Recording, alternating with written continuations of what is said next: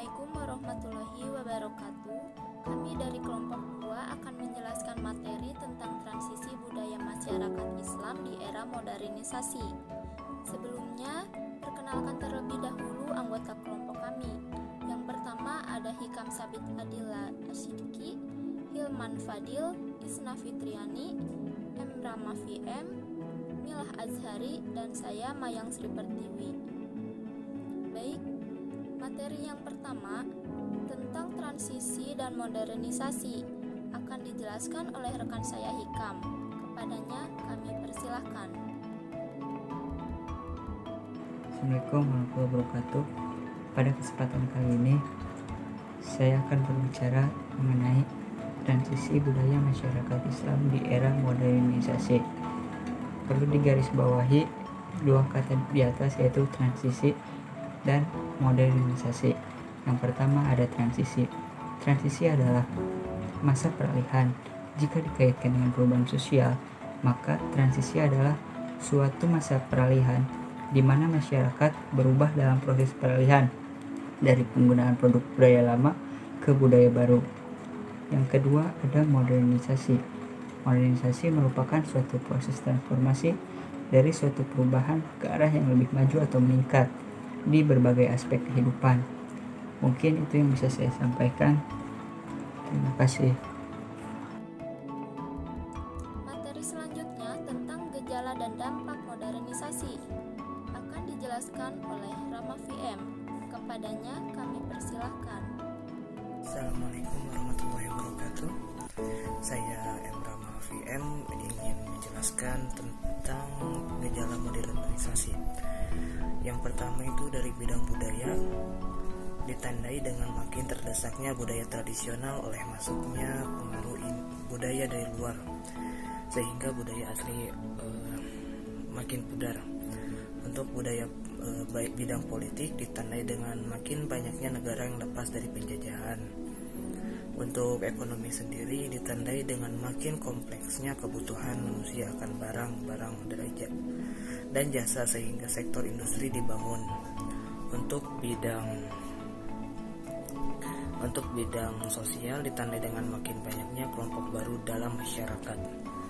Untuk dampak-dampaknya dibagi menjadi dua, yaitu dampak positif dan dampak negatif.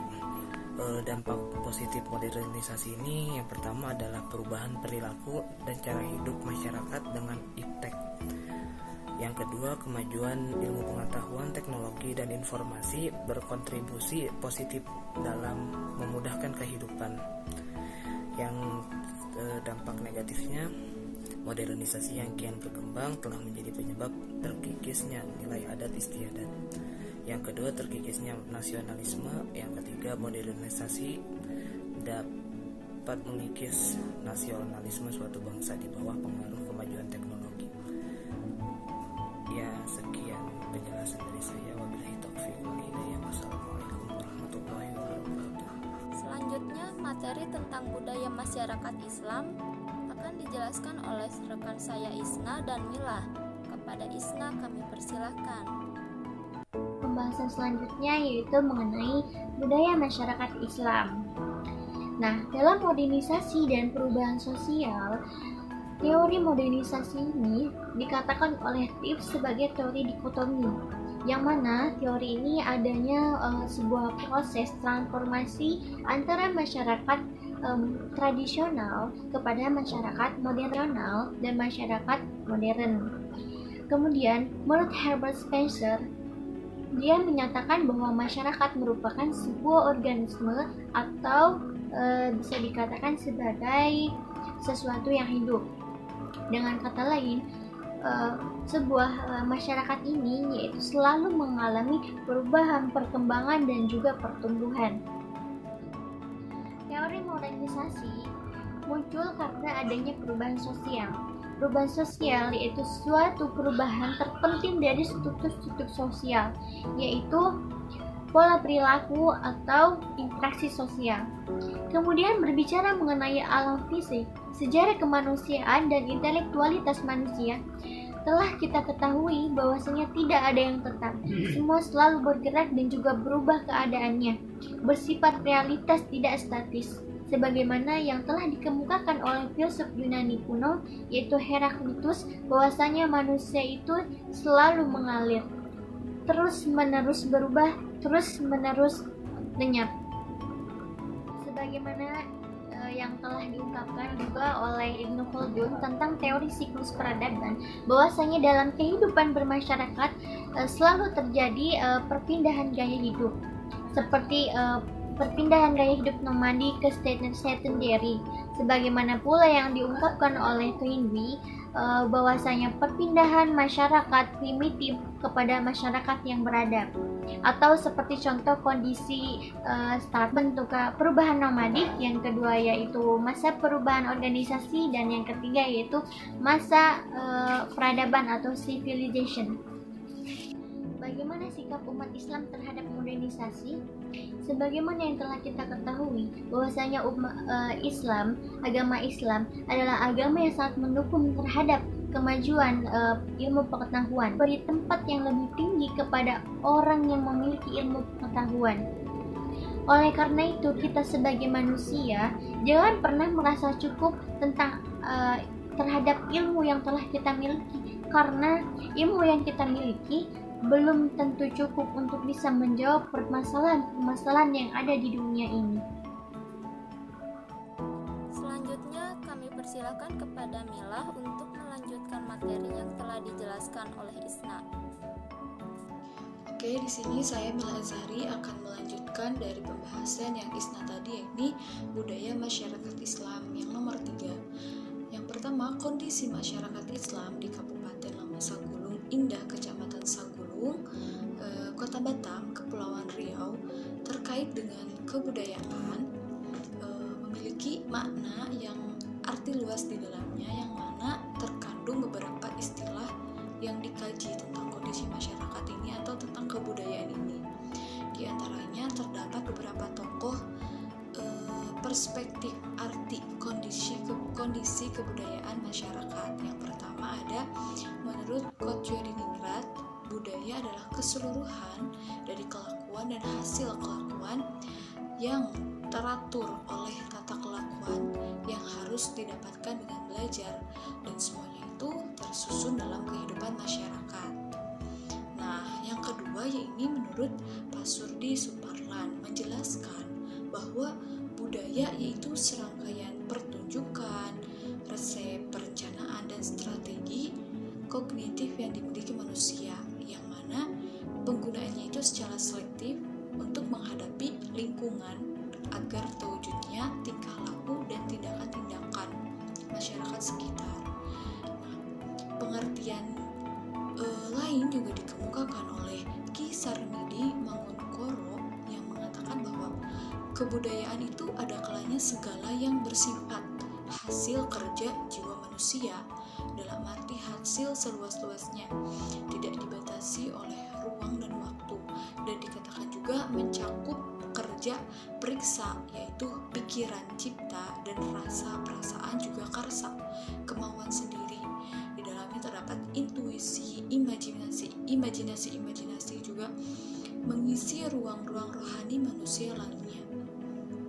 Juga berdasarkan beberapa pengertian kultur di atas, jadi dapat dipahami bahwa kebudayaan secara umum, ya, jika diambil dari pengertian tadi, yakni sebuah pembangunan yang didasarkan pada kekuatan manusia, baik itu penggunaan jiwanya, penggunaan pikirannya, juga penggunaan semangatnya melalui apa? Melalui latihan dan pengalaman, sebagai bukti nyata bahwa pembangunan kondisi masyarakat secara intelektual, diantaranya budaya itu memiliki peranan penting bagi hal itu. Bahwa semua kebudayaan itu adalah seni, kepercayaan, intuisi sosial seperti karakteristik masyarakat, suku, dan sebagainya. Materi yang terakhir tentang ekonomi akan dijelaskan oleh Saudara Hilman. Kami persilahkan. Di sini akan memaparkan sedikit mengenai ekonomi di Kampung Sagulung, Provinsi Riau.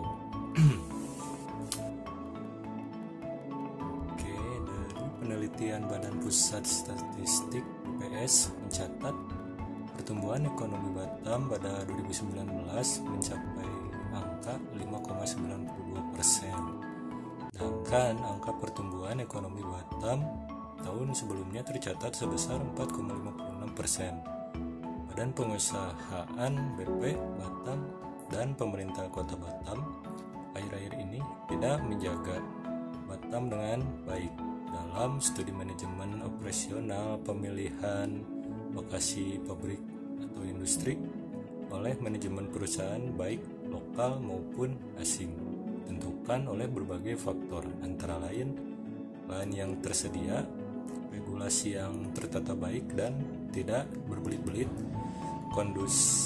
kondusivitas keamanan daerah, ketersediaan tenaga kerja, upaya yang layak, dekat dengan market atau pasar internasional, tersedianya bahan baku, terjaganya persaingan.